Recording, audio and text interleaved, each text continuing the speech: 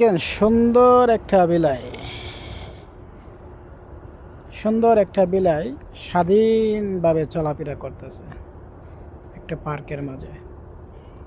দেখেন, হয়তো এটার ভোক লাগছে, আমার কাছে কিছু নাই, কিছু থাকলে অবশ্যই এটারে দিতাম। বিলাই, ভোক লাগছে? ভোক লাগছে, খাবা কিছু?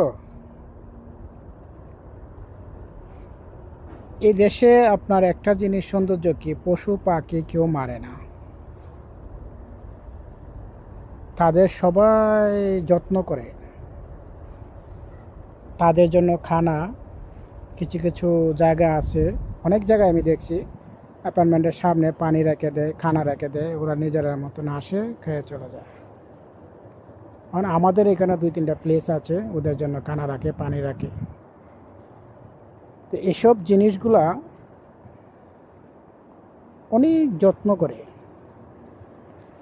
এদেশে আপনি একটা পাখি মারতে পারবেন না, একটা বিলাই মারতে পারবেন না। যদি মারেন তাহলে আপনার সমস্যা হতে পারে। বিলাই, হ্যালো, খাবে?